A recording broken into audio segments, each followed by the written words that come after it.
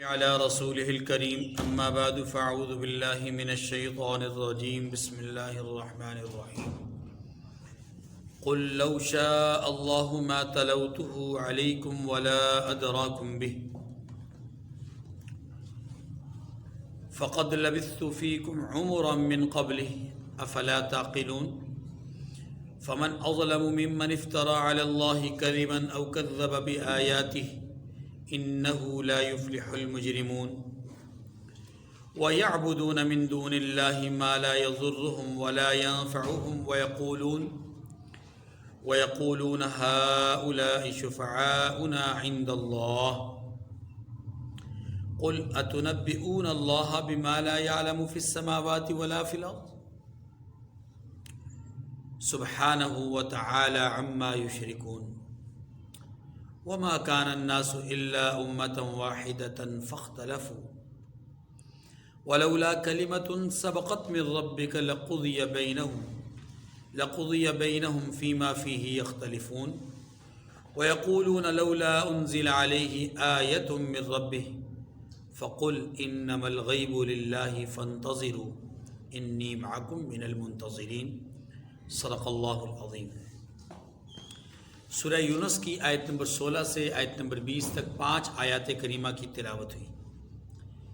ان آیات کریمہ سے پہلے آیت نمبر 15 میں اللہ تعالیٰ نے مشرکین کی طرف سے قرآن پاک کے اندر ترمیم یا تبدیلی کی بات کی کہ مشرکین کہتے ہیں اس قرآن کو بدل دیجئے یا قرآن کے اندر ترمیم کر لیجئے تو ہم آپ کے ماننے کے تیار ہیں۔ تو اس کا جواب اللہ تعالیٰ نے اس آیت کریمہ میں یہ دلوایا کہ محبوب آپ ان سے کہیے کہ میرے اختیار میں نہیں ہے کہ میں قرآن پاک کے اندر کچھ ترمیم کر سکوں۔ ترمیم میرے اختیار میں نہیں تو تبدیلی میرے اختیار میں کہاں سے ہوگی؟ ایک بات تو یہ ہو گئی۔ اب اسی کو ایک اور انداز میں اسی بات کو یا اسی جواب کو ایک اور انداز میں بتایا گیا، اور وہ یہ کہ محبوب آپ ان سے کہیے کہ اگر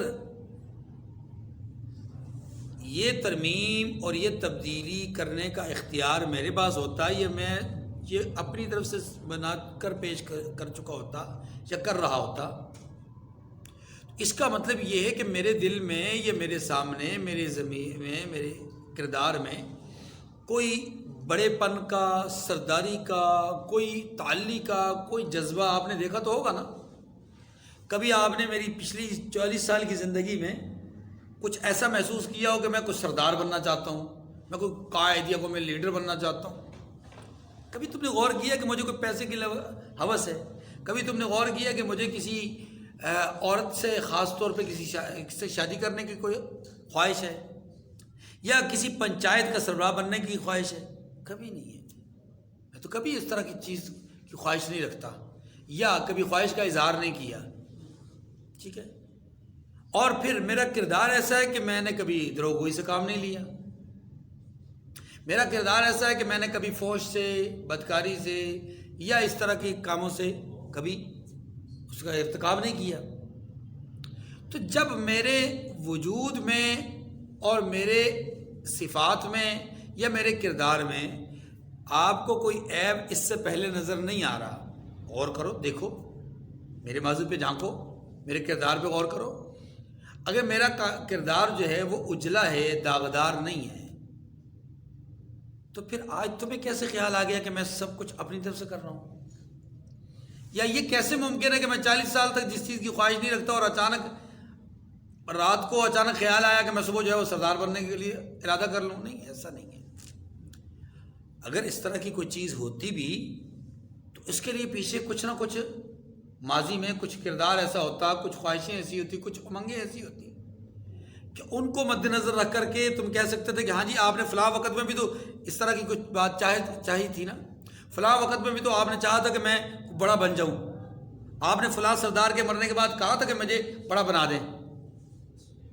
جب ایسی چیز میری زندگی میں موجود ہی نہیں ہے تو اب میں کیوں کر اس بات کی تمنا اور خواہش کا اظہار کروں گا کہ جناب 40 سال کے بعد اب مجھے جوانی میں نہیں، ادھیڑ پن میں نہیں، اب مجھے جو ہے وہ ادھیڑ عمری میں مجھے لا کر کے جو ہے وہ اب جذبات بڑھ گئے ہیں؟ ایسا نہیں ہے۔ تو قرآن پاک نے یہاں پر رحمت دو عالم صلی اللہ علیہ وسلم کے کردار اور آپ کی عمر مبارک کو جو ان کے سامنے گزری اس کو بطور حجت اور بطور دلیل پیش کیا کہ محبوب آپ ان سے کہیں میری زندگی تمہارے سامنے دلیل ہے.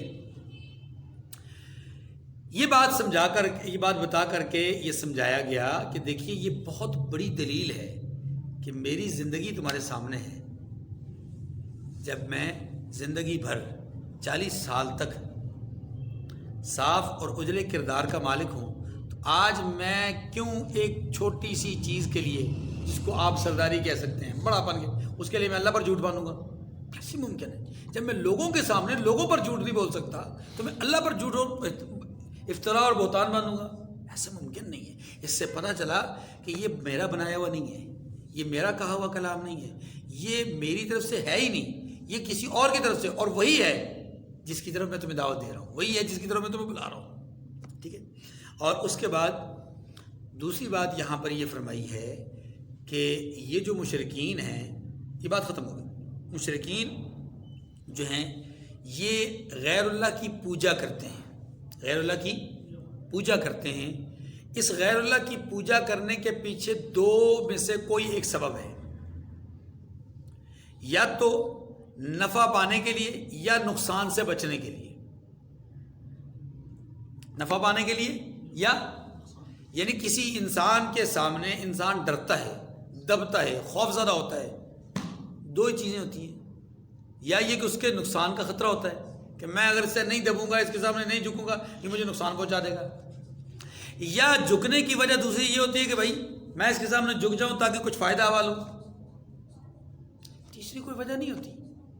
فرمایا یہ جن کی پوجا کر رہے ہیں نہ وہ نقصان کے مالک ہیں نہ وہ نفع کے مالک ہیں, نہ وہ نفع کے مالک ہیں نہ وہ نقصان کے مالک ہیں. پھر یہ پوجا کیوں کرتے ہیں, پھر یہ پرستش کیوں کرتے ہیں, پھر ان کے سامنے کیوں جھکتے ہیں؟ اگر اب اللہ فرماتے ہیں اگر اللہ رب العزت نے پہلے سے ایک بات طے نہ کی ہوتی تو کب کا ان کو مٹا چکا ہوتا.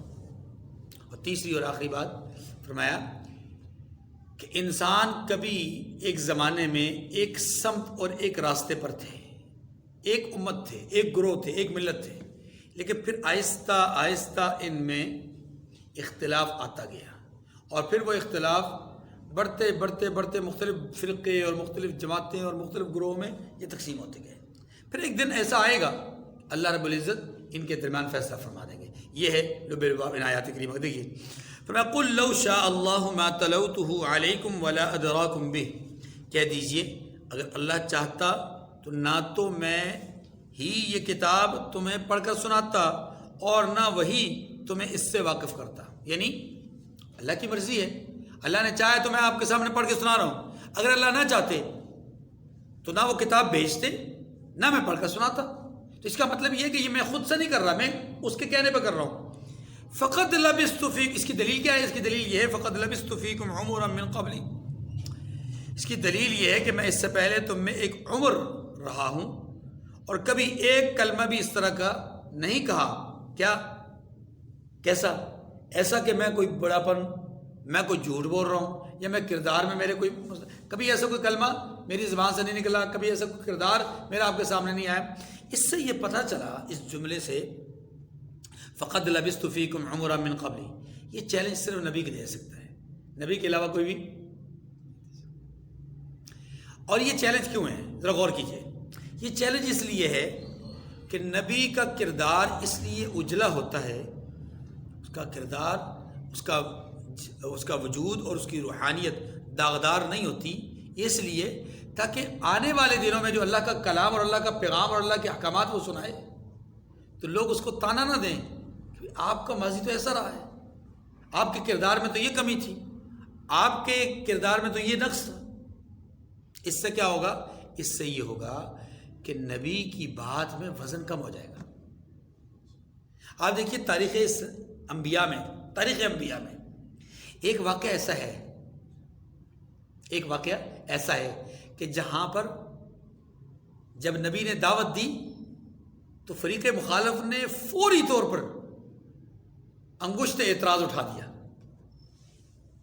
اور وہ کون سا واقعہ ہے؟ موسیٰ علیہ السلام آپ جانتے ہیں کہ نبوت کا اعلان کرنے سے پہلے فرعون کے گھر رہتے تھے مصر میں. ایک بنی اسرائیلی کو ایک قبطی نے زد و کوب کیا کر رکھا تھا اور ظلم کر رہا تھا. موسیٰ علیہ السلام اس قبطی کو سمجھاتے رہے, وہ نہ سمجھا تو آپ نے ایک مکہ مار دیا یا تھپڑ مار دیا جس سے وہ چت ہو گیا, گر گیا, مر گیا. اب ظاہر مکے سے تھپڑ سے کوئی مرتا نہیں, لیکن وہ مر گیا.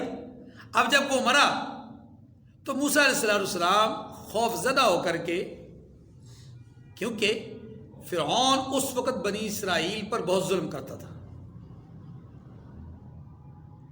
اپنی قوم کا وہ ساتھ دیتا تھا, اور ویسے ہی موسیٰ علیہ السلام پر اس کو پہلے دن سے شک تھا کہ ہو نہ ہو یہی میری سلطنت کا خاتمہ کرنے والا ہے.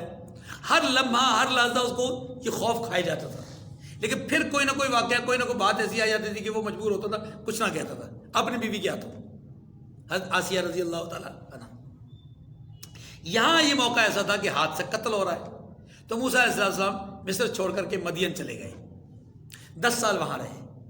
اب 10 سال کے بعد جب واپس آئے تو راستے میں اعلان نبوت کا حکم دیا گیا کہ آپ اعلان نبوت فرمائیے, فرعون کے پاس جائیے. فرعون کے پاس آئے. فرعون کے پاس جب پہنچتے ہیں تو آپ نے فرعون کو کہا کہ اے فرعون, میں اللہ کی طرف سے فرستادہ ہوں, اللہ کی بات کو مان لو, اللہ کو وحدہ لا شریک مانو, میری نبوت کو مانو, اور یہ کہ بنی اسرائیل پر ظلم مت کرو. پتہ ہے فرعون نے سب سے پہلا اعتراض کیا اٹھایا؟ وَفَعَلْتَ فَعْلَتَكَ الَّتِي فَعَلْتَ وَأَنْتَ مِنَ الْكَافِرِينَ.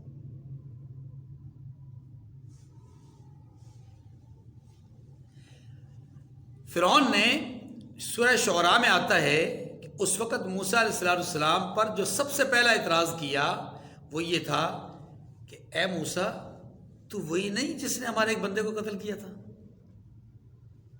اب یہ جو انداز گفتگو تھا, یہ جو اعتراض تھا, یہ نقطہ اٹھانا تھا, اس کا مقصد کیا تھا کہ پورے جو حال ہے, یہ مجمع ہے, اس پر موسیٰ علیہ السلام کا کردار مشکوک ہو جائے.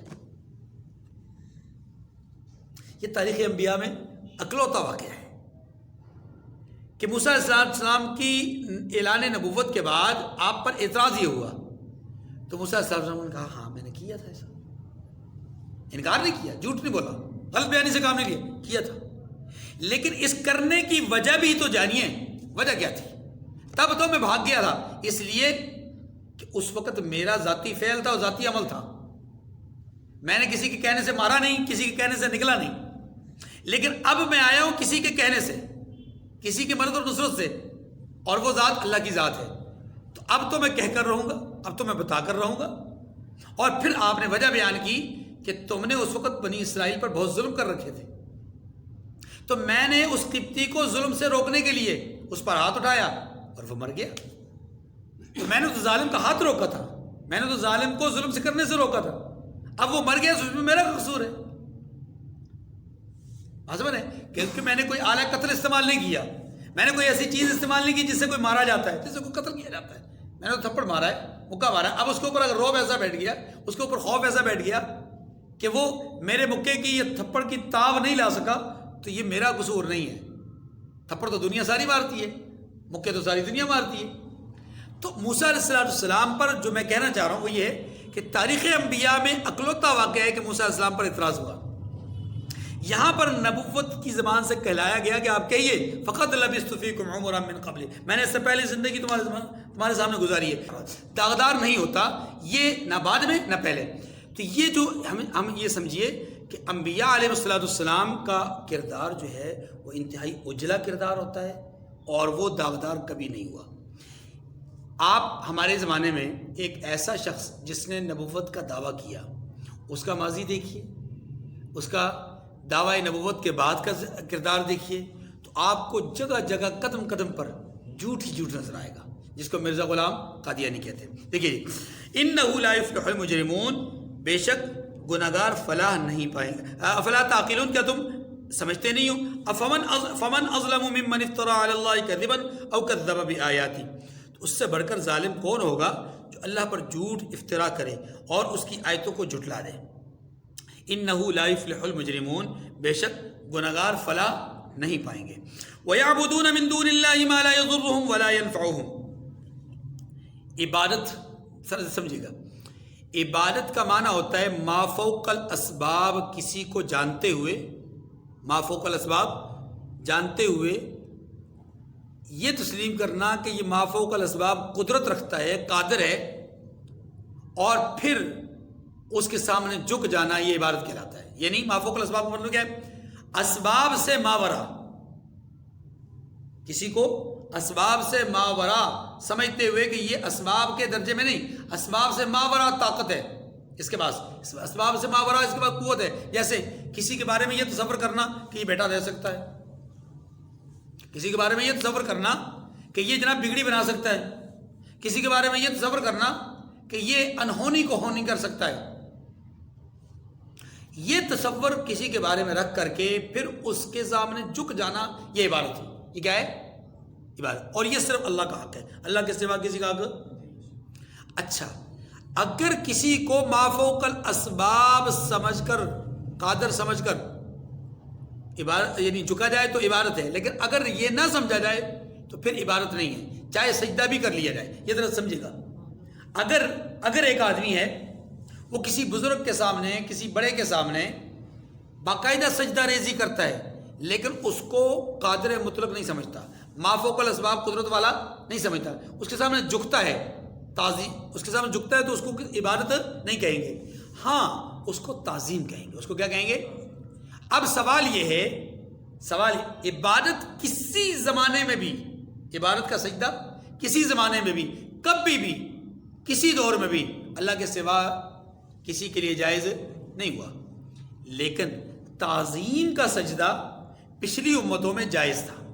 سوال یہ ہے کہ اس امت میں تعظیم کا سجدہ جائز ہے کہ نہیں؟ اس کے لیے یہ ہے کہ رسول اللہ صلی اللہ علیہ وسلم نے اس امت کے لیے تعظیم کا سجدہ بھی ممنوع قرار دے دیا ہے. اب تعظیماً بھی کسی کو سجدہ نہیں کر سکتے، لیکن یاد رکھیے اگر کوئی آدمی کسی کے سامنے تعظیماً سجدہ کرتا ہے، کسی بزرگ کے سامنے تو یہ سجدہ حرام تو ہے لیکن یہ شرک نہیں ہے.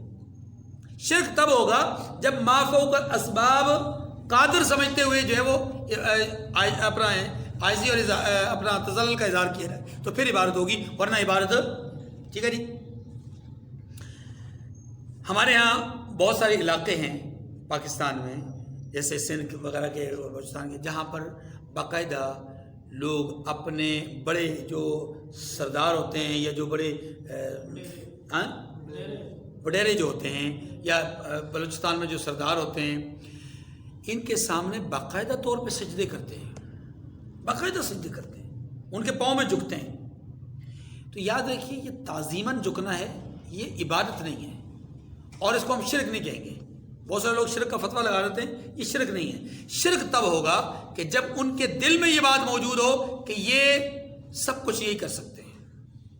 جب یہ نیت ہوگی تو پھر شرک ہوگا، اور یہ نیت کا حال صرف کون جانتا ہے؟ اللہ. چلیے، وَيَعْبُدُونَ مِن دُونِ اللَّهِ مَا لَا يَضُرُّهُمْ وَلَا يَنفَعُهُمْ وَيَقُولُونَ هَؤُلَاءِ شُفَعَاؤُنَا عِندَ اللَّهِ. اللہ کے سوا ایسی چیزوں کی پرستش کرتے ہیں جو نہ ان کا کچھ بگاڑ سکتی ہیں اور نہ ہی کچھ بھلا کر سکتی ہیں، اور کہتے ہیں کہ یہ اللہ کے پاس ہمارے سفارش کرنے والے ہیں، یہ اللہ کے پاس ہمارے سفارش. یعنی کافروں کے ہاں غیر اللہ کی پرستش اس لیے ہوتی ہے کہ وہ ان کے سفارش. اب اللہ نے سفارشی کے والے سے کیا بات کی؟ قُلْ أَتُنَبِّئُونَ اللَّهَ بِمَا لَا يَعْلَمُ فِي السَّمَاوَاتِ وَلَا فِي الْأَرْضِ. سبحان اللہ. فرمایا کہہ دیجئے کیا تم اللہ کو ایسی چیز بتاتے ہو جس کا وجود اسے آسمانوں سے معلوم ہوتا ہے اور نہ زمین میں؟ ذرا بات سمجھے گا، اس کا مطلب کیا ہے؟ تم خدا کو یہ کیا کہہ رہے ہیں کہ اللہ کے ہاں یہ ہمارے سفارشی ہیں. سفارشی کا مطلب کیا ہے؟ دیکھیے سفارشی دو طرح کے ہوتے ہیں.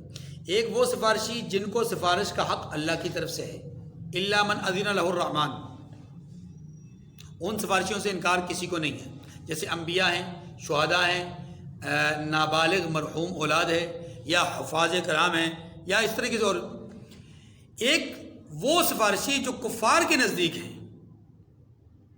کفار کے نزدیک سفارشی کا مطلب یہ ہے، یا عیسائیوں کے نزدیک سفارشی کا مطلب یہ ہے، اس کو کہتے ہیں جبری سفارشی، کہ اللہ پر لازم ہے کہ وہ ان کی بات مانیں.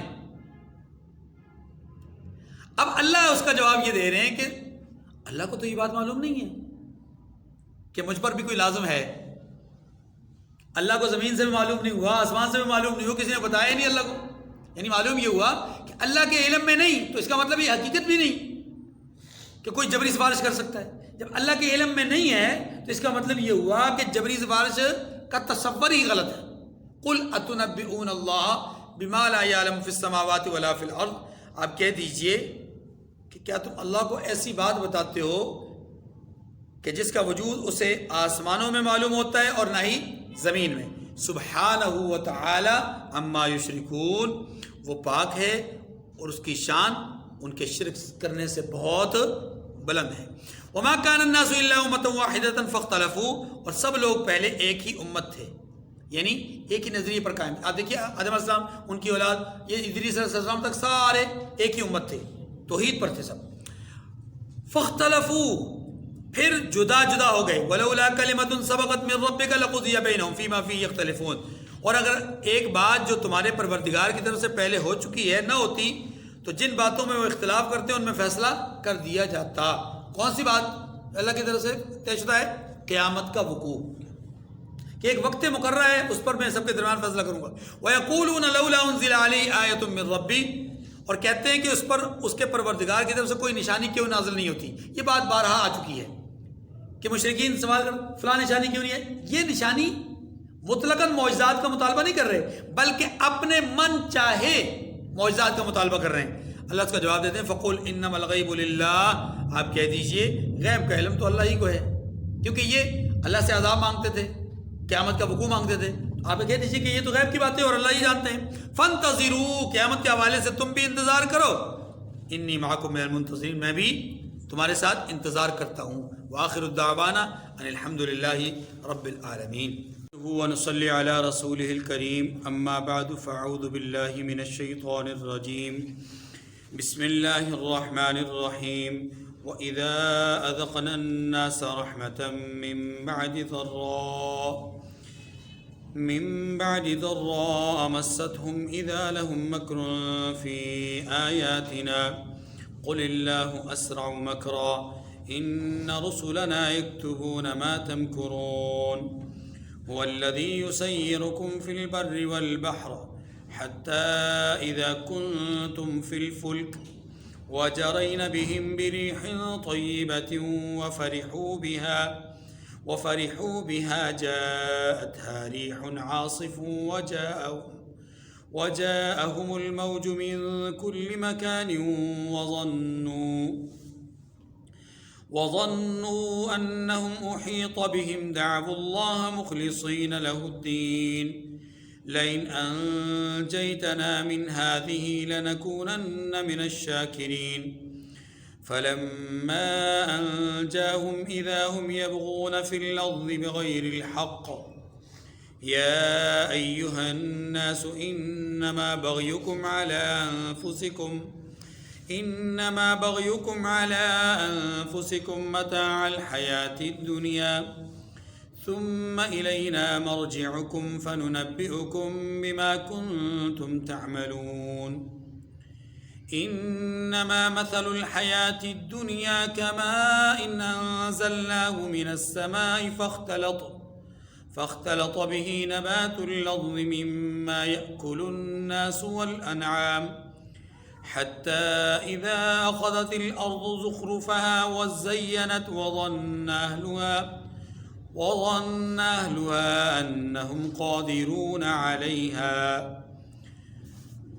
أنهم قادرون عليها أتاها أمرنا ليلا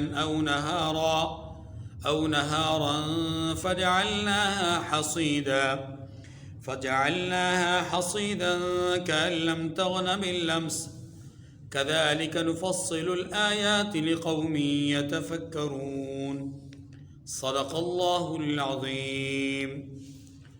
سورہ یونس کی آیت نمبر 21 سے آیت نمبر 24 تک 4 آیات کریمہ ہمارے سامنے تلاوت ہوئی. ان آیات کریمہ میں اللہ تبارک و تعالی نے تردید شرک اور حقانیت توحید کو بیان کرنے کے لیے اسی عنوان کو جو پہلے سے چل رہا تھا اس کو آگے بڑھایا ہے.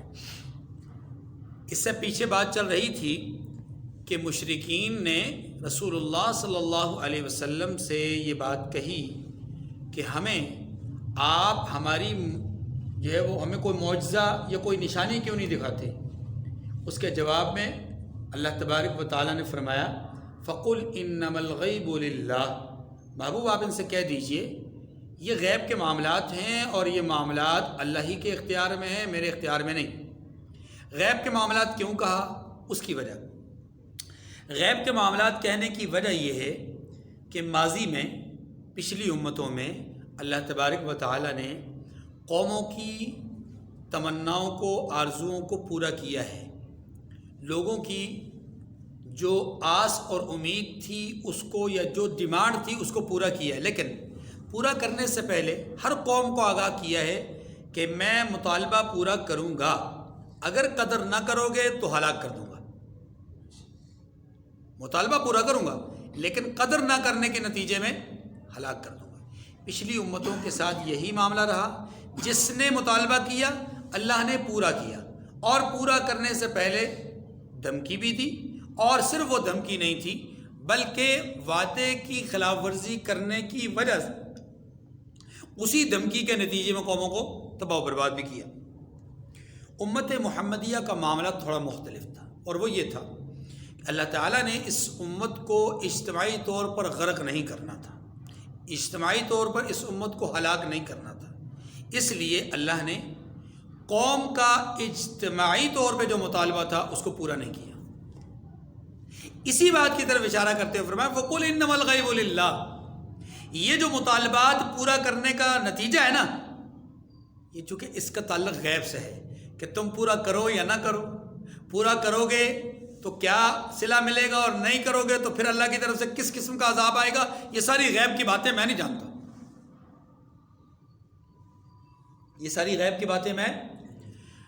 رہا معجزات کی مختلف شکلیں تو وہ تو اللہ نے حضور علیہ السلام کو عطا فرمائی، اور انفرادی طور پہ اگر کسی کافر نے کچھ کہا تو اللہ کے رسول صلی اللہ علیہ وسلم کے ہاتھ پر اللہ نے معجزہ ظاہر کیا، پتھر ہاتھ میں، کنکر بول پڑتے ہیں، معجزہ۔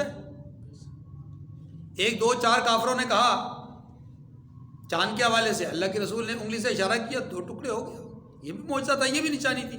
لیکن یہ وہ نشانیاں ہیں جو نشانیاں ایک دو تین افراد کے مطالبے پر یا بغیر مطالبے کے بھی پوری ہو رہی ہیں، اجتماعی طور پہ قوم کا مطالبہ پورا نہیں کیا گیا۔ ٹھیک ہے جی، اب ان آیات میں یہی سمجھایا گیا کہ ظالمو، تم نشانیوں کی بات کرتے ہو اور ان نشانیوں کو ڈھونڈنا چاہتے ہو، تلاش کرنا چاہتے ہو، تمہیں تلاش کرنے کی ضرورت ہی کیا ہے؟ ذرا اپنے شب و روز میں دیکھو، دن رات میں دیکھو، اپنے وجود میں دیکھو، اپنے وجود سے باہر چیزوں میں دیکھو، تمہیں بے شمار نشانیاں نظر آئیں گی۔ خود تمہارا اپنا کردار ایک بہت بڑی نشانی ہے۔ ذرا دیکھو تو صحیح، تم دو مثالیں دی گئی ہیں۔ ایک پہلی مثال یہ دی گئی کہ ذرا اس بات کو دیکھو کہ تم تجارتی سفر پہ جا رہے ہو یا کسی سیر و سیاحت کے لیے جا رہے ہو، اور راستہ تم نے اختیار کیا ہے دریائی، بیٹھے ہو کشتی اس میں جہاز میں، اور پرامن جا رہے ہو، پرسکون جا رہے ہو، اور ہنستے کھیلتے مسکراتے ہوئے ایک دوسرے کے ساتھ گپے شپے لگاتے ہوئے اچانک باد و باران، طوفان و طغیاں آتا ہے، کشتی جہاز ہچکولے کھانا شروع ہوتا ہے، تمہیں اس وقت جان کے لالے پڑتے ہیں۔ وہ جو لمحات پہلے تم خوشیاں منا رہے ہوتے تھے، اب تمہارے چہرے سے غم کے اثرات نمایاں ہو رہے ہیں، اور تمہارا دل اب بے قابو ہو رہا ہے، خوف زدہ ہو گیا ہے۔ اس خوف کے عالم میں، اس کیفیت میں تمہیں کون یاد آتا ہے؟ تنسون ما تشرکون، جنہیں تم پوچھتے ہو، سورہ مائدہ میں اللہ کہتے ہیں جنہیں تم پوچھتے ہو تو تم بھول جاتے ہو اور تمہیں یاد ہی نہیں رہتے۔ اب تم کس کو پکارتے ہو؟ دعو اللہ، دعو اللہ، دعو اللہ، اللہ کو پکارتے ہو مخلصین لہ الدین۔ یہ نشانی کام ہے، یہی تو نشانی ہے اس کی قدرت کی، کہ سب بھول جائیں وہ ایک یاد رہے۔ ہاں جی، اس کا مطلب وہ ایک ہی ہے، اس کا مطلب وہ ایک ہی ہے، اس کے سوا کوئی نہیں ہے۔ اگر کوئی اور ہوتا تمہیں اس پر نگاہ ہوتی، تمہاری نظر اس پر ہوتی، لیکن تمہاری نظروں میں، تمہاری نگاہوں میں، تمہاری فکروں میں، تمہاری سوچوں میں اگر اور کوئی نہیں ہے، صرف وہ ایک ہی ہے، اس کا مطلب وہ ایک ہی ہے۔ تو اس سے بڑی نشانی اور کیا ہو سکتی ہے؟ کیسی نشانی تلاش کرتے ہو؟ ایک تو یہ بات سمجھائی گئی۔ ایک اور انداز اختیار کیا گیا. فرمایا دیکھو تم نشانیاں مانگتے ہو، ذرا کبھی زمین کو دیکھا ہے؟ بالکل سوکھی ہوتی ہے، آسمان سے ہم پانی برساتے ہیں، پھر اس میں ہریالی آتی ہے، سبزہ اگتا ہے، فصل اگتی ہے. وہ جب فصل لہلہانے لگتی ہے تو کاشتکار یہ سمجھتا ہے، کسان یہ سمجھتا ہے میری محنت ثمر آور ہو گئی ہے، میری محنت جو ہے وہ پھل آور ہو گئی ہے. جی اب پھل میرے ہاتھ آ گئے گا، اب تو میں جو ہے وہ فصل کو سمیٹوں گا اور بہت سارے لوگوں کا جو قرض چکانا ہے قرض چکاؤں گا، جو فائدہ پانا ہے فائدہ پاؤں گا، اپنے گھر میں جو ہے راشن ڈالوں گا، اور یہ بہت سارے خواب دیکھتا ہے کہ نہیں؟ محنت کرتا ہے نا. لیکن ذرا دیکھو اللہ نشانیاں دکھاتا ہے تمہیں. اچانک کیا ہوتا ہے؟ لہلہاتی فصل اور پکی ہوئی فصل، اچانک ایک طوفان آتا ہے، ژالہ باری کی صورت میں طوفان، بارش کی صورت میں طوفان، یہ جو کورا جس کو ہم کہتے ہیں کورے کی صورت میں، ہاں جی، یا پالے کی صورت میں، یا ہوا کی صورت میں، سیلاب کی صورت میں، زلزلے کی صورت میں، یا کسی درندے اور جانوروں کے جھنڈ آ کر کے فصل کو تباہ کر دیتے ہیں. یہ سب کچھ ایسا ہو جاتا ہے گویا رات گزرتی ہے، صبح ایسے لگتا ہے جیسے کل یہاں فصل تھی ہی نہیں. یہ سب کچھ کون کر رہا ہے؟ کبھی غور کیا ہے؟ تمہاری امیدوں کو خاکستر کرنے والی ذات کون ہے؟ تمہاری امیدوں کو پانی پھیرنے والی ذات کون ہے؟ اللہ اللہ اللہ. یہ مثال صرف کھیت کی نہیں ہے. انسان تھوڑا سا اپنی جان مال پہ بھی غور کرے نا تو انسان کو اپنے جان مال میں بھی یہ مثال نظر آئے گی. اولاد ہے مثال کے طور پر. انسان کا ایک سلسلہ ہوتا ہے، جب تک اس کی شادی نہیں ہوتی اکلوتا ہوتا ہے. جب اس کی شادی ہوتی ہے ایک جوڑا جڑ جاتا ہے. جوڑا جڑنے کے بعد اب نسل کی آگے جو چلنے کا سلسلہ ہے وہ اللہ تعالیٰ وہ سلسلہ جب جوڑے کی شکل میں عطا فرماتے وہ سلسلہ آگے چلتا ہے. اب جب وہ نسل آگے بڑھتی ہے، بیٹا ہوتا ہے بیٹی ہوتی ہے، جو بھی ایک سلسلہ ہے، اب وہ جب نسل آگے بڑھتی ہے تو جوں بچہ پروان چڑھتا ہے ہم اس کی تربیت کرتے ہیں، اس کو تعلیم دیتے ہیں، اس کے اوپر خرچ کرتے ہیں، اس کو جو ہے وہ معاشرے کے نشیب و فراز کو سمجھانے کی اور اس کو بتانے کی اور اس کو سکھانے کی کوشش کرتے ہیں. اور جب وہ آہستہ آہستہ بڑھتے جب جوان ہو جاتا ہے، ہماری بہت ساری امیدیں ہوتی ہیں، خاص طور پہ بیٹے سے بہت ساری امیدیں ہوتی ہیں. اب یہ کسی عہدے پہ پہنچے گا، کسی منصب پہ پہنچے گا، کوئی کاروبار کرے گا، پھر ہمیں بھی کھلائے گا، خود بھی کھائے گا. لیکن بندہ گھر پہ بیٹھا ہوتا ہے، ہاں جی، اور دوستوں میں گپ شپ کر رہا ہوتا ہے، اور بیوی کے ساتھ یا گھر والوں کے ساتھ یا ماں باپ کے ساتھ بیٹھا ہوا گپ شپ کر رہا ہوتا ہے. اچانک فون کی گھنٹی بجتی ہے، فون کال ریسیو کرتا ہے، ادھر سے آواز آتی ہے یہ ایک کارڈ ملا ہے، آئی ڈی کارڈ، اور اس پہ یہ نام لکھا ہوا ہے اور اس کا موبائل ملا ہے، اس موبائل سے آپ کا نمبر ڈائل کیا ہے، یہ لڑکا یہاں روڈ پہ ایکسیڈنٹ کے حادثے میں مر گیا ہے.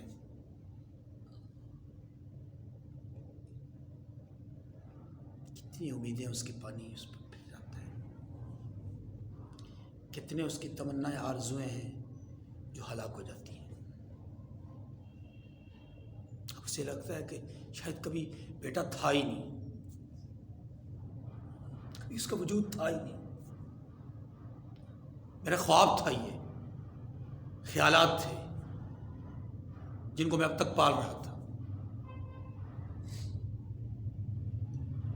کیا ایسے واقعات نہیں ہوئے؟ باپ بیٹے کے حادثے کی خبر سن کر کے پاگل ہو گیا، ماں کی ڈیتھ ہو گئی، بیوی نے جان دے دی، بچوں نے زہر پی لیا. حادثات نہیں ہوتے؟ کیا ہے؟ لہلہاتی فصل راتوں رات کوئی تھی. اللہ تعالیٰ مثال دے رہے ہیں. خود ہمارا وجود وفی انفسکم، تمہارے اپنے نفسوں میں بھی اللہ کی بڑی نشانیاں ہیں. کیا تھے ہم؟ شعور نہیں تھا، شعور آنا شروع ہوا. کبھی ایک وقت تھا ہمیں کھلاتا بھی کوئی تھا، پلاتا بھی کوئی تھا، نہلاتا بھی کوئی تھا، ہاں جی، ہمارے تقاضے بھی کوئی پورے کرواتا تھا، صفائی بھی کوئی کرتا تھا، ماں کی صورت میں، کسی کی صورت میں۔ پھر آہستہ آہستہ ہم بڑھتے گئے، پھر اپنے جسم و جان کو خود سنبھالنے والے بنے، اس کو دوسروں سے چھپانے والے بنے۔ پھر جوان ہونے لگے، ہماری اپنی امیدیں، ہماری آرزویں ہماری بڑھتی گئی، یہ کروں گا، وہ کروں گا، وہ کروں گا، وہ کروں گا۔ کچھ ہاتھ آتا ہے، کچھ کاروبار لگتا ہے، کچھ پیسہ جمع ہوتا ہے، اور اس پیسے سے آرزویں اور امیدیں اور پتہ نہیں کیا کچھ بنتا ہے، اور پھر کچھ کاروبار جو ہے وہ بڑھاتے ہیں، اچانک کیا ہوتا ہے، کوئی حادثہ پیش آ جاتا ہے، الیاذ باللہ، کوئی ٹانگ ٹوٹ جاتی ہے، کوئی ہڈی ٹوٹ جاتی ہے، کوئی جسم ناکارہ ہو جاتا ہے، فالج ہو جاتا ہے، زندہ ہے لیکن بیکار ہے، زندہ ہے لیکن کر کچھ نہیں سکتا ہے، زندہ ہے بول نہیں سکتا، زندہ ہے دیکھ نہیں سکتا، زندہ ہے سن نہیں سکتا، تھا ہی نہیں۔ اللہ فرماتے ہیں اے میرے بندو سوچو تو صحیح، کن نشانیوں کو مانگتے ہو؟ تم نے رب کی پہچان کرنی ہے تو رب کی پہچان تو تمہارے اپنے وجود میں بھی ہے، ہر چیز میں پہچاننے کی کوشش تو کرو، لیکن سچ تو یہ ہے کہ تم پہچاننا ہی نہیں چاہتے۔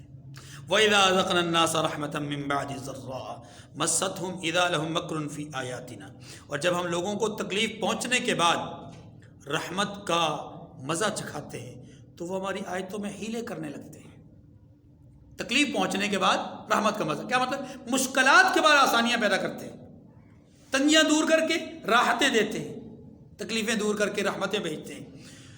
قل اللہ اسرع مکرا، اللہ اکبر، کہہ دیجئے کہ اللہ بہت جلد تدبیر کرنے والا ہے۔ تم ہیلے کر رہے ہو، تم تدبیریں کر رہے ہو، اللہ بھی بہت جلد تدبیر کرنے والا ہے۔ ان رسولنا یکتبون ما تمکرون، اور جو ہیلے تم کرتے ہو ہمارے فرشتے اس کو لکھتے جاتے ہیں۔ ان رسولنا یکتبون، ہمارے رسول لکھتے جاتے ہیں، یا رسول سے مراد فرشتے، ہمارے فرشتے تمہارے اعمال کو لکھتے جا رہے ہیں۔ ان الابرار لفی نعیم وان الفجار لفی جحیم،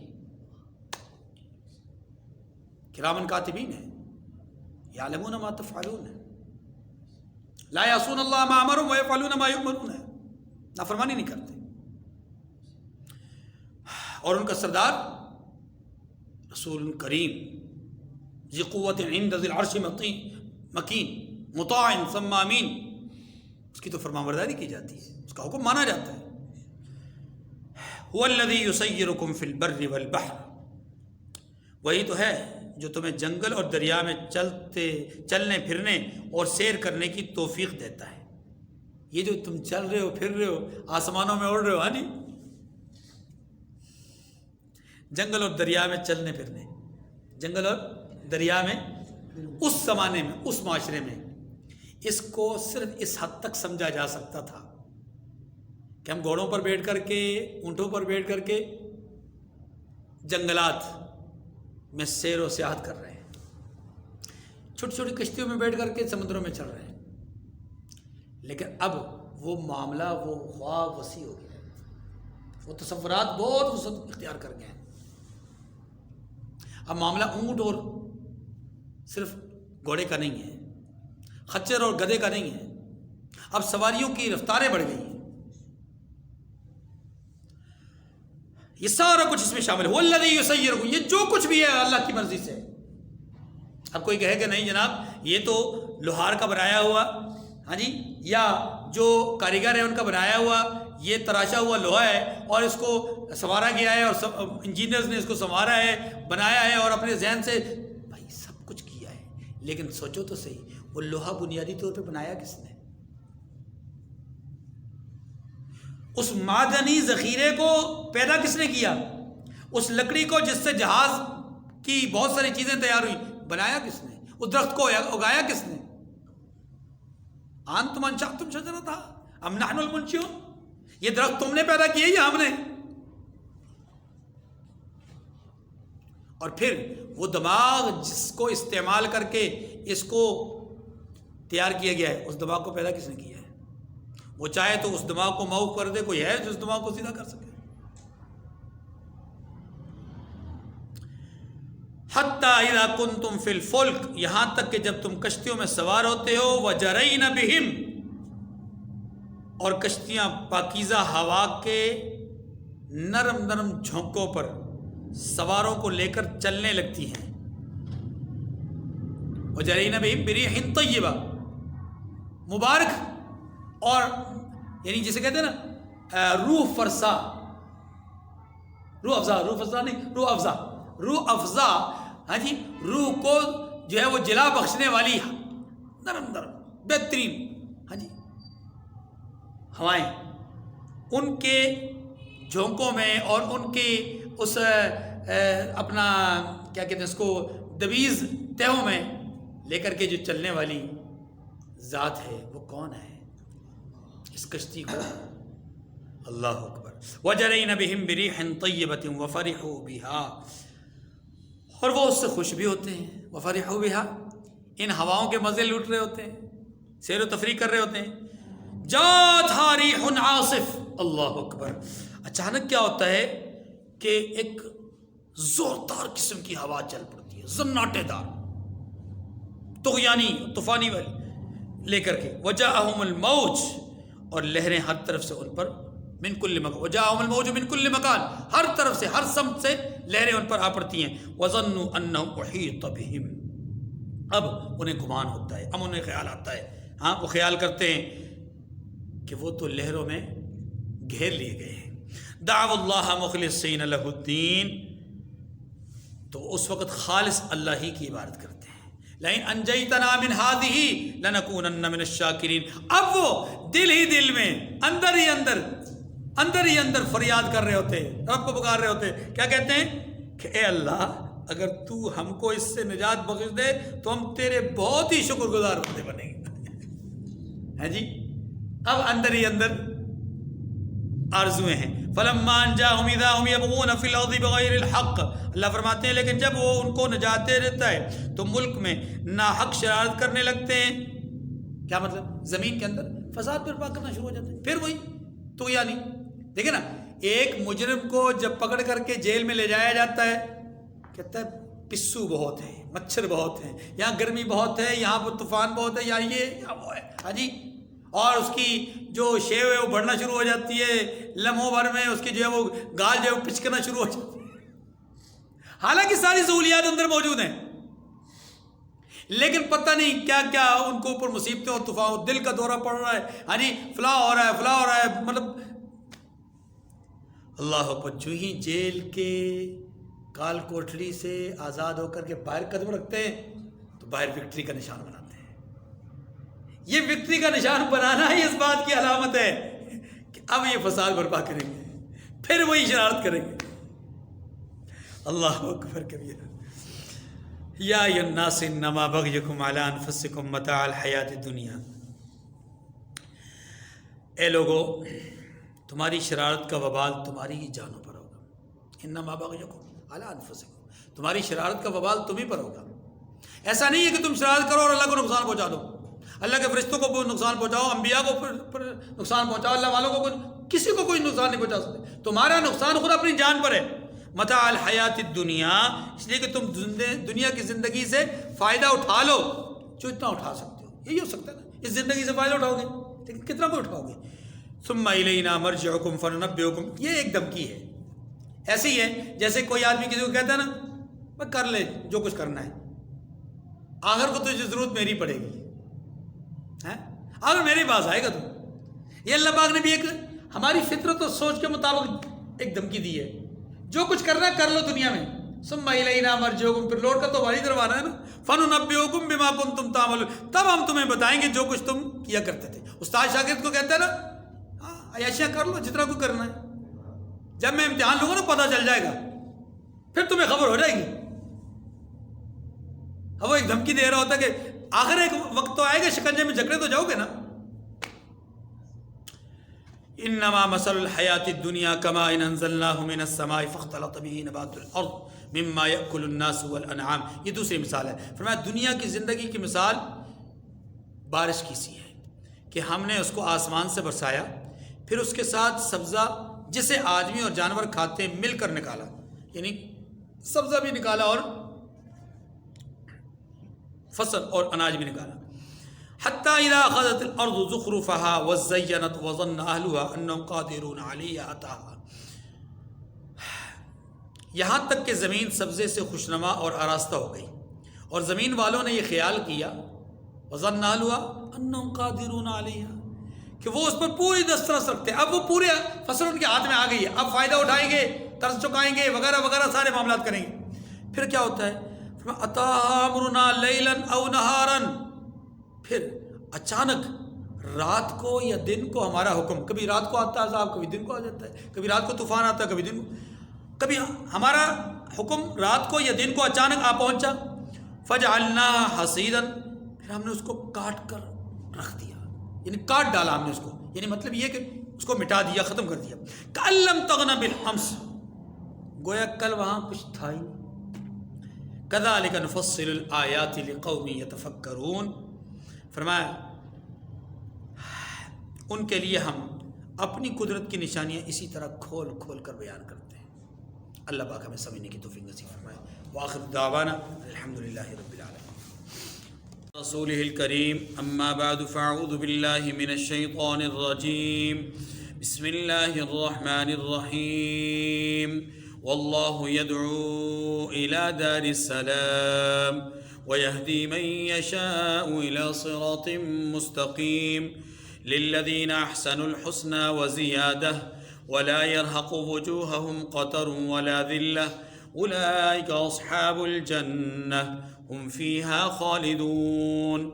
والذين كسبوا السيئات جزاء سيئة بمثلها وترهقهم ذلة ما لهم من الله من عاصم كأنما أغشيت وجوههم قطعا من الليل مظلما أولئك أصحاب النار هم فيها خالدون.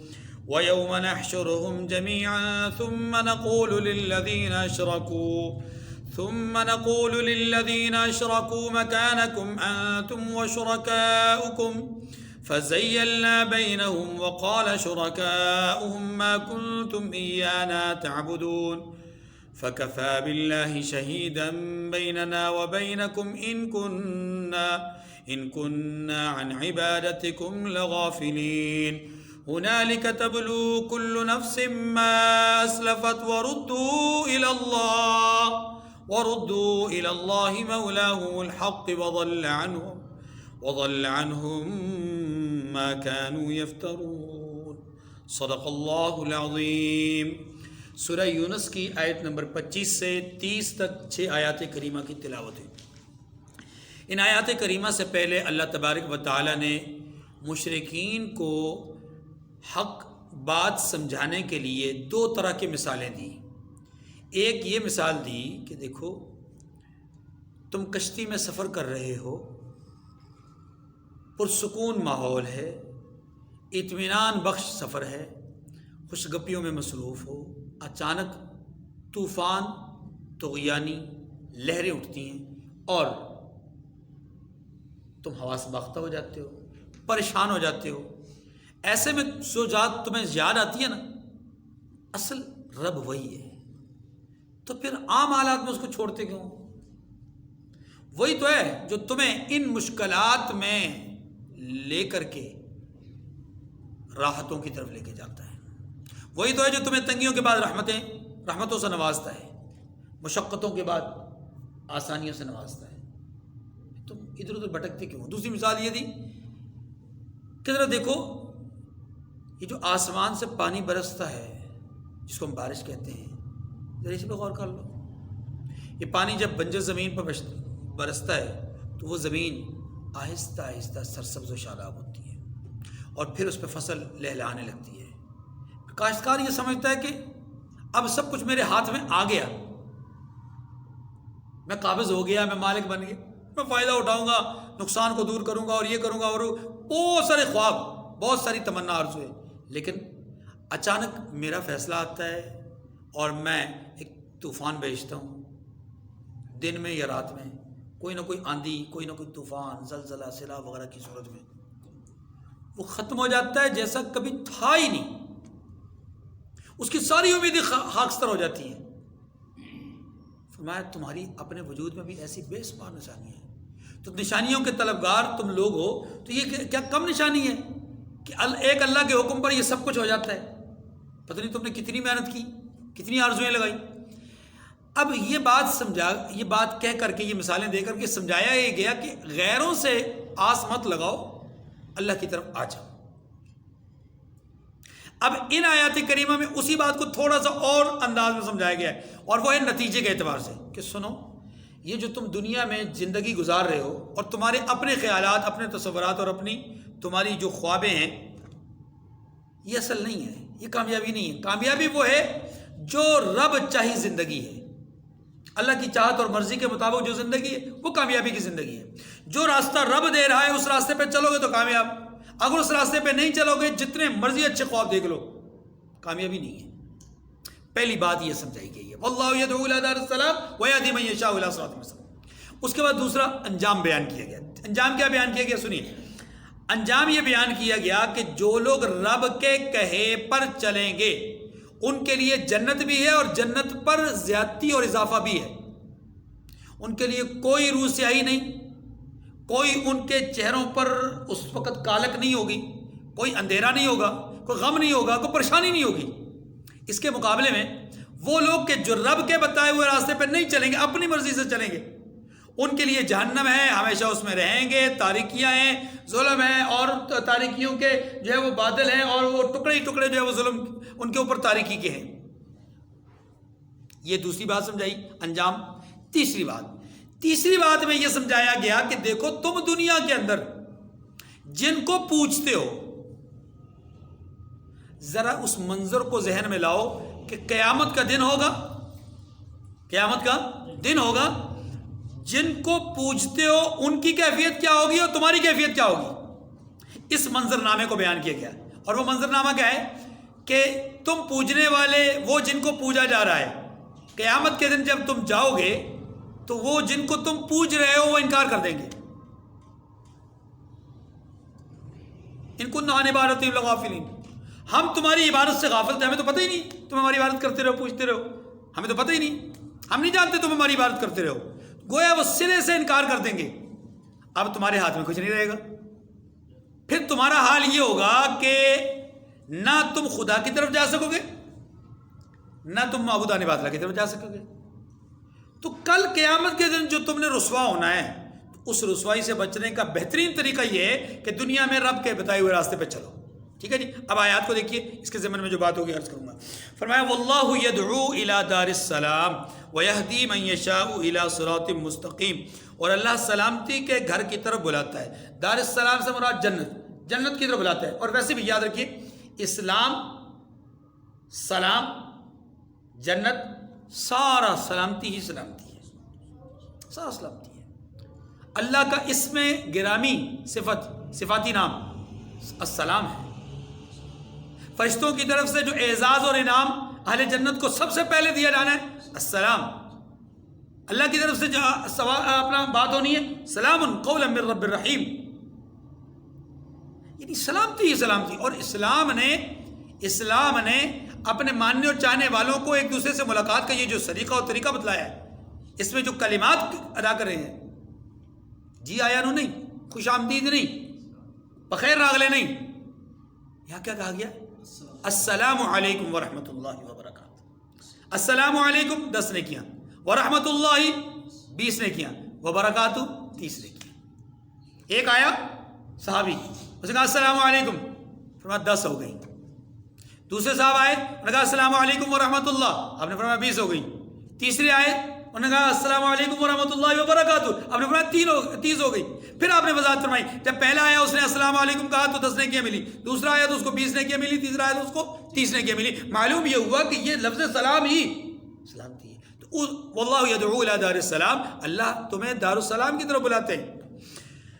وَيَهْدِي مَن يَشَاءُ إِلَى صِرَاطٍ مُسْتَقِيمٍ، اور جس کو چاہتا ہے اللہ سیدھا راستہ دکھاتا ہے۔ یہ بات سمجھ میں آ گئی؟ کوئی مشکل بات نہیں ہے، لیکن ایک سوال ہے، پھر کافر کا کیا قصور ہے؟ اللہ نے نہیں چاہا نا، یہ تو جس کو چاہا تو اس کو صراط مستقیم پہ چلا دیا نا، تو جس کو نہیں چاہا وہ صراط مستقیم پہ نہیں چلا۔ اب جو نہیں چلا وہ تو اللہ کی مرضی سے نہیں چلا، تو قصور اس کا کیا ہوا؟ اور جو چل گیا اس کا اپنا کمال کیا ہے؟ یہ تو اللہ کی مرضی ہے۔ تو کئی بار اس سوال کا جواب دے چکا ہوں کہ دیکھیے، یہ اللہ نے نتیجہ بیان کیا ہے، یہ اللہ نے نتیجہ بیان کیا ہے۔ اللہ نے اپنی چاہت ابتدائیہ کو بیان نہیں کیا، چاہت غائیہ کو بیان کیا ہے۔ چاہت ابتدائیہ کیا ہے؟ اللہ بنیادی طور پر یہ چاہتے ہیں کہ میرا ہر بندہ میری بندگی پہ آ جائے۔ سمجھ؟ اللہ اپنے ہر بندے کو اپنی بندگی پہ لانا چاہتے ہیں، یہ اللہ کی چاہت ہے، اللہ کی منشا ہے، اللہ کی مرضی ہے۔ اسی منشا اور مرضی کو ظاہر کرنے کے لیے اس نے 1.25 لاکھ نبیوں کو بھیجا کہ جاؤ میرے بھٹکے ہوئے بندوں کو میری طرف بلاؤ، ان کو بلاؤ، ان کو یہ نشانی بتاؤ، یہ بتاؤ، یہ علامت بتاؤ، یہ معجزہ دکھاؤ، یہ علامت دکھاؤ، یہ بھٹک رہے ہیں، یہ راستے سے ہٹ رہے ہیں، ان کو راہ راست پہ لے کر آؤ، کھینچ کر لاؤ، انہیں ڈراؤ، انہیں خوشخبری سناؤ، انہیں فلاں واقعہ سناؤ، فلاں قوم کے حالات سناؤ۔ یہ کیوں؟ اللہ کی چاہت ہے کہ میرے بندے راہ راست پہ آئے۔ لیکن جب بندے نہیں چاہتے نا، جب بندے نہیں چاہتے، پھر اللہ کہتا ہے اچھا تم یہ نہیں چاہتے تو پھر میں ایک دوسرا راستہ بھی چاہتا ہوں، پھر میری ایک اور بھی چاہت ہے، اور وہ چاہت کیا ہے کہ میرے اپنے اصول کے مطابق، میرے اپنے قانون کے مطابق میری بات ماننے والا جنت میں جائے گا، یہ میری چاہت ہے، اور میری بات نہ ماننے والا جہنم میں جائے گا، یہ بھی میری چاہت ہے۔ لیکن میرا یہ فیصلہ کہ جنت اور جہنم کا تمہارے اپنے عمل اور کردار کی وجہ سے۔ تو گویا انسان کو جو جنتی یا جہنمی ہونے کا جو ٹھکانہ اس کو ملے گا وہ اس کے اپنے عمل اور اختیار کی وجہ سے ملے گا۔ جو اللہ کی چاہت ہے وہ یہاں پر ابتدائی نہیں، انتہائی فیصلے والی چاہت بیان کی گئی ہے۔ وہ جو چاہت ابتدائی ہے، آرزو جس کو کہتے ہیں، وہ نہیں بیان کی۔ آرزو اور چاہت تو یہ ہے کہ اللہ کے سارے بندے اللہ کی بندگی میں آ جائیں، ٹھیک ہے جی۔ واللہ یہدی من یشاء الی صراط مستقیم۔ اس لیے جو لوگ سیدھے راستے پہ چلتے ہیں وہ اپنی چاہت سے سیدھے، یعنی چاہتے ہیں تو اللہ ان کو توفیق نصیب فرماتے ہیں، جو نہیں چاہتے اللہ ان کو توفیق چھین لیتے ہیں۔ توفیق ان کے پاس بھی ہوتی ہے، جیسا کہ حدیث میں آتا ہے کل مولود یولد علی الفطرۃ فابواہ یحودانی او ینصرانی او یمجسانی۔ ہر پیدا ہونے والا بچہ اپنی فطرت اسلام پر پیدا ہوتا ہے، یعنی اس کے اندر اسلام کو قبول کرنے کی فطرت ہوتی ہے، پھر اس کا ماحول اس کو یہودی، عیسائی یا ہندو بناتا ہے یا مسلمان بناتا ہے۔ دیکھیں نا، ماحول ہے، میں اس کو ذرا یوں سمجھیے، ماحول ہے ایک آدمی ایک ایسے محلے میں، ایک ایسی آبادی میں رہتا ہے جس آبادی کے اکثر لوگ ایک مسلک سے تعلق رکھتے ہیں، مثلا الف نام کا ایک مسلک ہے، اس سے تعلق ہے، تو اس آبادی کے اندر پیدا ہونے والا یہ بچہ انہی بچوں کے ساتھ اٹھے گا، بیٹھے گا، کھیلے گا، کودے گا، انہی کا ایسا اسکول مدرسے میں جائے گا، نتیجہ کیا ہوگا؟ اس کو وہی ماحول ملے گا تو یہ اسی ماحول جیسا بنے گا، یہ ویسی نماز پڑھنے کی کوشش کرے گا، ویسی طرز عمل اختیار کرے گا، نتیجہ کیا ہوگا؟ یہ اسی مسلک کا فالوور بن جائے گا۔ ایک دوسری آبادی ہے، وہاں اسی بچے کا چچا رہتا ہے اور اس کی اولاد ہے، اور وہ آبادی کسی اور مسلک سے وابستہ ہے، تو سارے لوگ تقریباً اسی مسلک کے ہیں، تو یہ دوسرے مسلک کے بن جائیں۔ اب دونوں سگے بھائی ہیں جن کی اولادیں ہیں، لیکن یہ اولاد کسی اور مسلک کی، وہ اولاد کسی اور مسلک کی۔ وجہ ماحول، وجہ کیا ہے؟ ماحول۔ تو جیسا ماحول ہوتا ہے ویسا انسان کاربن ہو جاتا ہے۔ واللہ یہدی من یشاء الی صراط مستقیم، جسے اللہ چاہتے ہیں سیدھا راستہ دکھا۔ للذین احسنوا الحسنی وزیادہ، جن لوگوں نے نیکوکاری کی، اچھائی کی، ان کے لیے بھلائی ہے اور بھی، یعنی اور بھلائی کے اوپر بھی ہے۔ یہ بھلائی کے اوپر کیا ہے اور بھلائی کیا ہے، اس کو سمجھیے۔ حسنہ سے مراد جنت ہے۔ حسنہ سے مراد کیا ہے؟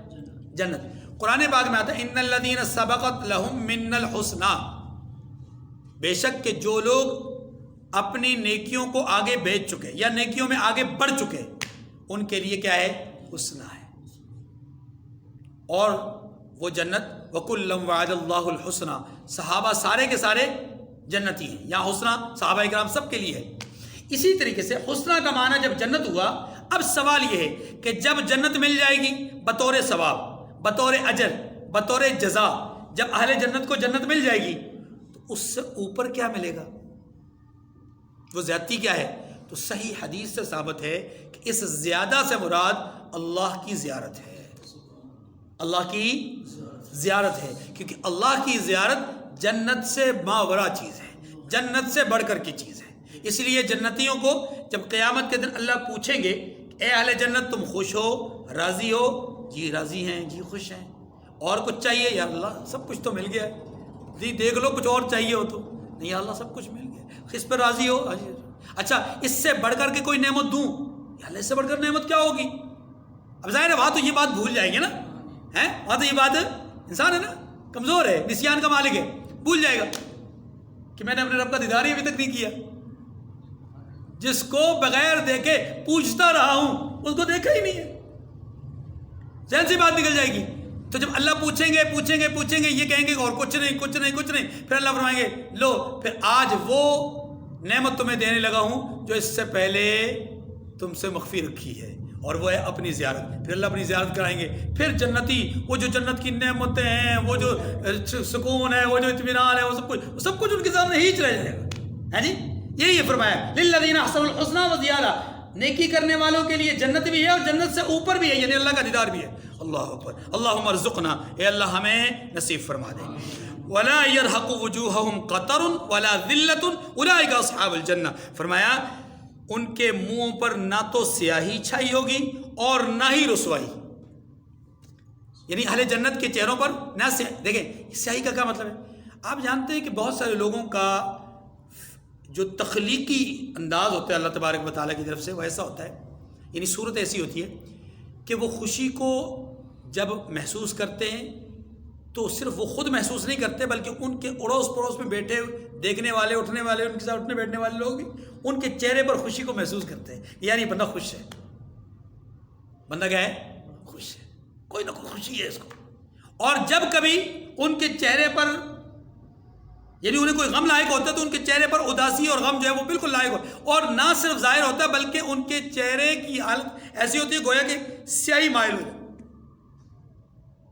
رکھا رکھا سا, بدا بدا سا چہرہ بن جاتا ہے. فرمایا جنتی جب جنت میں جائیں گے نا تو کھلے ہوئے چہرے کے ساتھ آئیں گے. وجوہ یومئذ مسفرہ ضاحکۃ مستبشرہ, کھل کھلاتا ہوا چہرہ, اطمینان بخش, فرحت بخش, اور ذرہ برابر کوئی غم نہیں ہوگا. آپ دیکھتے ہوں گے کہ بعض اوقات انسان سیر و سیاحت کے لیے جاتا ہے, تفریح کے لیے جاتا ہے, حالانکہ بڑا اچھا ماحول ہوتا ہے, سیر و تفریح کا, انجوائے کرنے کا ماحول ہوتا ہے, لیکن ایسے میں 4-5-6 لوگوں میں سے کوئی ایک بندہ ایسا ہوتا ہے کہ اس کے چہرے پہ وہ خوشی کے آثار نظر نہیں آتے جو باقی لوگوں کے چہرے ہوتے. اور اس سے بار بار پوچھتے ہیں بھائی کیا مسئلہ ہے, کیا مسئلہ ہے, کیا مسئلہ ہے؟ کہتے کوئی مسئلہ نہیں ہے, لیکن مسئلہ اس کے نظر آتا ہے. پھر اچانک سب کو پتہ چلتا ہے کہ جناب اس کے گھر میں فلاں آدمی بیمار ہے, یہ پریشان ہے, اس کو کوئی میسج آیا ہے, اس کے کاروبار میں نقصان ہو گیا ہے, اس کو کوئی فلاں تکلیف ہو گئی ہے. بول نہیں رہا لیکن اس کا چہرہ بتا رہا ہے کہ اتنے پرسکون ماحول میں بھی یہ خوش نہیں ہے.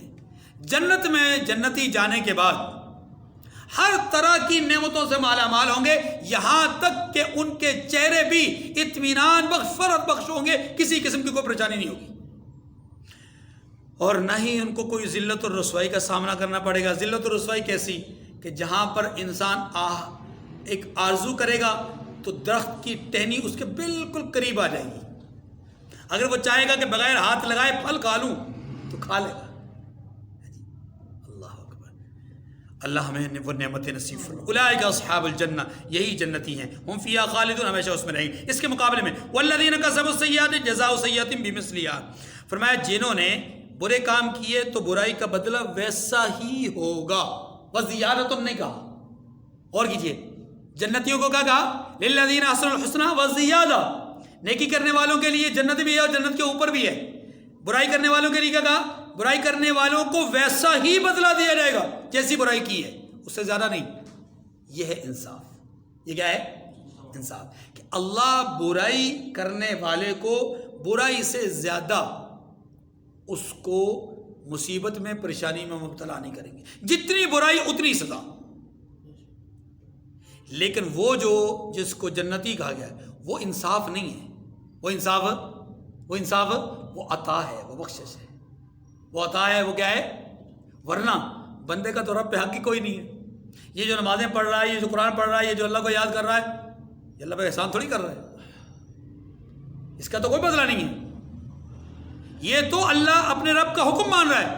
وہ جو دنیا میں نعمتیں کھلا رہا ہے, انہی نعمتوں کے اگر شکرانے کے طور پہ بھی اگر یہ سب کچھ کرے تو تب بھی ناکافی ہے. یہ تو اس کی عطا ہے, بخشش ہے کہ وہ سب کچھ سب کچھ دینے کے باوجود پھر مزید کچھ دے رہا ہے. چلیے وَتَرْهَقُهُمْ ذِلَّةٌ. دوسری بات یہ فرمایا کہ ہاں یہ بات ضرور ہے کہ جو جہنمی ہوں گے ان کے منہ پر ذلت چھا جائے گی. ظاہر ہے رسوائی ہوگی، ذلت ہوگی. ظاہر ہے جس کو اپنے انجام بد نظر آ رہا ہے، جس کو بچھو نظر آ رہا ہے، جس کو سانپ نظر آ رہے ہیں، بھڑکتے آگ کے شعلے نظر آ رہے ہیں، اور اس کو یہ پتہ ہے کہ کبھی یہاں سے نکلوں گا نہیں، خون اور پیپ اس کو پینے کو ملے گا، تو ذلت اس کے چہرے پر نہیں چھائی ہوگی. اللہ ما لهم من اللہ من عاصم. فرمایا کوئی ان کو اللہ سے بچانے والا نہیں ہوگا. کانما اغشیت وجوہہم قطعا من اللیل مظلم. اب اللہ نقشہ کھینچ رہے ہیں. فرمایا ان کے منہ کی یعنی ان کے چہروں کی حالت یہ ہوگی کہ گویا اندھیری رات کے ٹکڑے اڑا دیے گئے ہیں. رات کی تاریکی ہے، رات ہے، تاریکی ہے، اور کوئی چاندنی نہیں کسی کی. ایسے میں کس قدر گٹاٹوپ اندھیرا ہوتا ہے. فرمایا ان کے چہروں کی حالت ایسی ہوگی گویا اس سے ٹکڑا کاٹ کے ان کے چہرے پہ ڈال دیے گئے. اولئک اصحاب النار، یہی دوزخی ہیں، ہم فیہا خالدون، ہمیشہ اس میں رہیں گے. اعاذنا اللہ منہم، اللہ ہماری حفاظت فرمائے. ویوم نحشر، تیسری اور آخری بات، اور وہ کیا ہے؟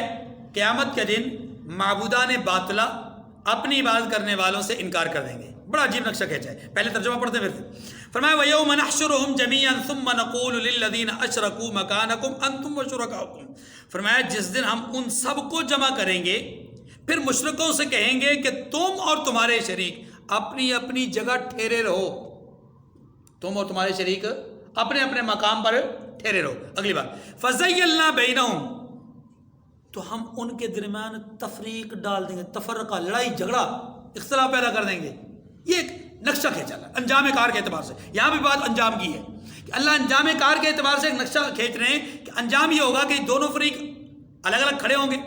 یہ عبادت کرنے والے، یہ جن کی عبادت کی جا رہی ہے، اور دونوں الگ الگ کھڑے ہو کر کے پھر اللہ فرماتے ہیں ہم نے ان کے دلوں کے درمیان یا ان کے درمیان تفریق ڈال دینی. ان کے دلوں نہیں، ان کے درمیان. اب تفریق ڈالیں گے، تفریق کیا ہوگی کہ یہ جن کی پوجا کی جا رہی ہے یہ ان سے انکار کر دیں گے کہ تم نے ہماری عبادت کی ہی نہیں، ہمیں پتہ ہی نہیں. یہ کہیں گے نہیں ہم نے عبادت کی ہے، ہم تمہیں پوچھتے رہے لہذا آج ہمیں بچاؤ.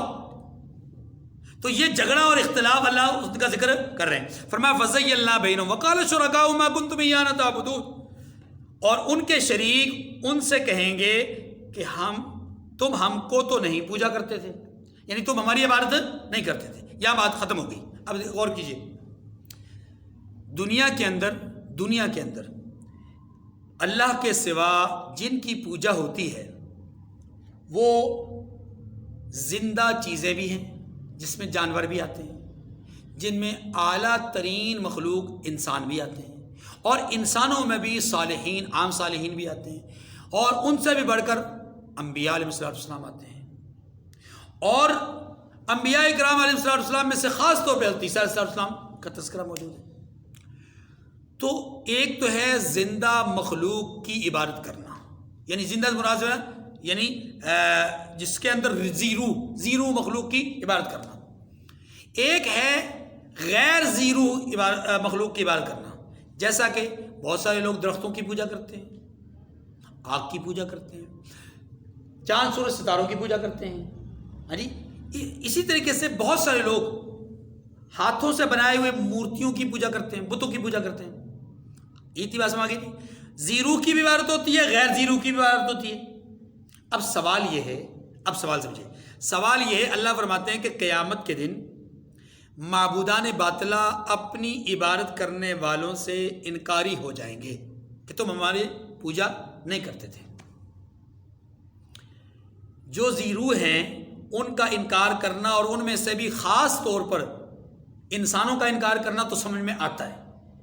لیکن انسانوں کے علاوہ کچھ لوگ گھوڑے کی پوجا کرتے ہیں، کچھ لوگ سانپوں کی پوجا کرتے ہیں، کچھ لوگ اسی طریقے سے بندر وغیرہ کی بھی، یہاں ہمارے یہاں پڑوسی ملک میں کچھ طبقات ہیں جو بندر کی پوجا کرتے ہیں. تو یہ کیسے بولیں گے؟ حالانکہ یہ دنیا میں تو بولتے نہیں ہیں. پھر اس سے بھی بڑھ کر جو غیر زیرو ہیں، یعنی بت ہیں، پتھر ہیں وغیرہ، وہ کیسے بولیں گے اور کیوں کر بولیں گے؟ جواب قرآن پاک کی ایک آیت کریمہ ہے سورہ حامیم السجدہ میں. فرمایا وَيَوْمَ يُحْشَرُ أَعْدَاءُ اللَّهِ إِلَى النَّارِ فَهُمْ يُوزَعُونَ حَتَّى إِذَا مَا جَاءُوهَا شَهِدَ عَلَيْهِمْ سَمْعُهُمْ وَأَبْصَارُهُمْ وَجُلُودُهُمْ بِمَا كَانُوا يَعْمَلُونَ. اس آیت کریمہ میں اللہ نے بیان کیا کہ قیامت کے دن جب جہنمیوں کو جہنم کی طرف، مجرمین کو ان کے جرم کی سزا کے لیے لے جایا جائے گا، تو اس وقت ان کے جرموں کی گواہی ان کی زبان نہیں دے گی. زبان کو روک دیا جائے گا، بند کر دیا جائے گا. زبان کے بجائے ان کے ہاتھ، ان کے پاؤں، ان کے دیگر اعضاء بولیں گے. اب جب زبان کے علاوہ دیگر اعضاء بولنا شروع ہو جائیں، انسانی بات ہو رہی ہے، جب انسان ہی کے دیگر اعضاء بولنا شروع ہو جائیں گے تو زبان انسان اپنے دیگر اعضاء سے کہے گی، یعنی زبان اسی انسان کی زبان اسی انسان کے دیگر اعضاء سے کہے گی تمہیں کیا ہو گیا، تم تو دنیا میں نہیں بولتے تھے، بولنے کی طاقت تو ہماری تھی، ہاں جی، بولنے کی صلاحیت تو ہمارے پاس تھی، ہم بولتے تھے، آج ہم نہیں بول رہے، ہمیں بولنے کی قوت ختم کر دی، تو آپ کیوں بول رہے؟ وہ جواب دیں گے، ہاتھ پاؤں وغیرہ بول رہے ہیں، انطقنا اللہ الذی انطق کل شیء، اس ذات نے بولنے کی طاقت دی ہے جس نے باقی چیزوں کو بولنے کی، یعنی باقی مخلوق کو یا زبان کو بولنے کی، اس نے ہمیں بھی بولنے کی طاقت دی. تو اللہ کی چاہت دیکھیں، اللہ رب العزت اس بات پر قادر ہے کہ وہ اس ہاتھ کو ابھی قوت گویائی عطا کر دیں. اللہ کے لیے کوئی بات نہیں. اگر وہ پتھر کو، کنکروں کو ہاتھ میں کی مٹھی میں بند کنکروں کو بولنے کی طاقت دے پا رہے ہیں اور دے رہے ہیں، اس کے لیے کون سا بھائی، کون سا مشکل ہے؟ اس لیے قیامت کے دن اللہ تبارک و تعالی ان انسانوں کو جو کہ ذی روح ہے اور ان کو بولنے کی اللہ جیسے قوت عطا فرمائیں گے، بالکل اسی طرح جو پتھر سے بنائی ہوئی مورتیاں ہیں اور دیگر چیز، ان کو بھی اللہ قوت گویائی عطا کریں گے، قوت گویائی عطا کریں گے. جس طرح انسان اپنی پوجا پاٹ سے اور اپنی عبادت سے انکار کر دیں گے، جیسے عیسیٰ علیہ السلام یا دیگر انبیاء اور صالحین، وہ کہیں گے ہم نے تو، ہماری عبادت تو تم نہیں کرتے تھے، ایسے ہی پتھر وغیرہ یعنی بت وغیرہ بھی انکار کر دیں گے. اب اگلا سوال یہ ہے کہ عیسیٰ علیہ السلام کی تو پوجا ہوتی ہے، اور صرف پوجا ہوتی ہی نہیں ہے بلکہ قرب قیامت میں جب عیسیٰ علیہ السلام آئیں گے تو انہیں ساری ہسٹری معلوم ہو جائے گی اپنی قوم کی اور اپنے ماننے والوں کی، کہ یہ تو آپ کے بعد آپ کی پوجا کرتے رہے، کیونکہ اس بات کا اظہار قیامت کے دن عیسیٰ علیہ السلام اللہ کے سامنے کہیں گے، ما قلت لهم الا ما امرتنی به ان اعبدوا اللہ، میں نے تو ان کو نہیں کہا تھا. تو سوال یہ ہے کہ اللہ تبارک و تعالیٰ عیسیٰ علیہ السلام کے علم میں، خبر میں یہ بات رکھیں گے کہ آپ کی قوم نے آپ کی پوجا کی، یا چلیے چھوڑ دیجئے، یہ نہیں بات سمجھ میں آ رہی، موسیٰ علیہ السلام والی بات تو آپ کی سمجھ میں آ ہی جائے گی کہ موسیٰ علیہ السلام طور پہاڑ پہ تھے، اللہ نے وہیں پر بتلا دیا کہ آپ کی قوم پیچھے بچڑے کی پوجا کر چکی، اتنی تو بات معلوم ہوگی نا. تو اب اس سے معلوم یہ ہو کہ اللہ کو چھوڑ کر غیر کی پوجا کے بارے میں انبیاء کو پتہ تو ہوگا، جب پتہ ہوگا تو قیامت کے دن یہ انکار کیوں کر رہے ہیں کہ ہمیں نہیں پتہ کہ آپ ہماری پوجا کرتے رہیں؟ اس کا جواب یہ ہے کہ انبیاء انکار پوجا کرنے کے عمل کی نہیں کریں گے. ذرا بات سمجھیے، انبیاء انکار کس چیز کا کریں گے؟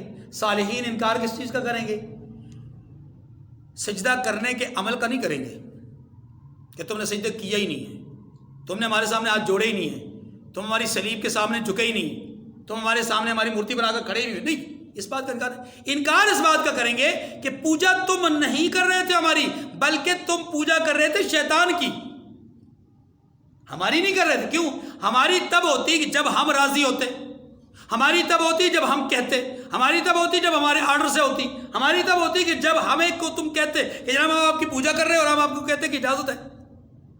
جب نہ ہم نے اجازت دی، نہ ہم نے رضامندی کا اظہار کیا، نہ ہم نے حکم دیا، نہ ہم اس پہ راضی تھے، تو ہماری کیوں ہوئی؟ پھر تو اس کا مطلب یہ ہو کہ تم نے اپنے نفس کی پوجا کی ہے، اور نفس تمہارا شیطان کا پیروکار ہے، ہمارا پیروکار نہیں. بات سمجھ نہیں؟ یہ ہے انکار. تو قیامت کے دن اللہ تبارک و تعالی ذی روح لوگوں کو جس طرح قوت گویائی عطا کر رکھی ہے دنیا میں، وہاں پر بھی قوت گویائی ہوگی، انکار کریں گے پوجا پاٹ سے. ایسے ہی جو غیر ذی روح چیزیں ہیں وہ بھی قوت گویائی ملنے کے نتیجے میں اپنی پوجا پاٹ سے انکار کر دیں گے. ٹھیک ہے جی. فَكَفَى بِاللَّهِ شَهِيدًا بَيْنَنَا وَبَيْنَكُمْ إِن كُنَّا عَنْ عِبَادَتِكُمْ لَغَافِلِينَ. فرمایا تمہارے درمیان اللہ ہی گواہ کافی ہے، ہم تمہاری پوجا پاٹ سے بالکل بے خبر تھے. یعنی یہ وہ جو جن کی پوجا کی جاتی ہے وہ کہیں گے. اچھا، معبودان باطلہ کا جب لفظ بولا جاتا ہے، بات ذرا سمجھیے گا. اب ظاہر ہے یہ لوگ پوجا تو حضرت عیسیٰ علیہ السلام کی بھی کرتے ہیں، تو کیا وہ معبود باطل ہیں؟ وہ تو نبی برحق ہے، تو ان کے اوپر معبود باطل کا لفظ بولنا درست ہے؟ جواب جی ہاں۔ جواب کیوں؟ اس لیے کہ معبود نہیں ہے، نبی برحق ہے۔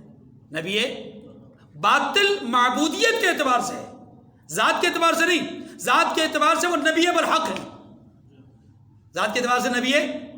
چلیے، ان کن عن عبادتکم لغافلین، ہم تمہاری پوجا سے بالکل بے خبر تھے۔ ہنالک تبلو کل نفس ما اسلفت وردوا الی اللہ مولاہم الحق وضل عنہم ما کانوا یفترون۔ فرمایا وہاں ہر شخص جو اس نے آگے پیچھے بھیجے ہوں گے آزمائش کر لے گا، یعنی آزما لے گا معنی یہ کہ انجام دیکھ لے گا، انجام، اور وہ اپنے سچے مالک کی طرف لوٹائے جائیں گے، اور جو کچھ وہ بہتان باندھا کرتے تھے سب ان کے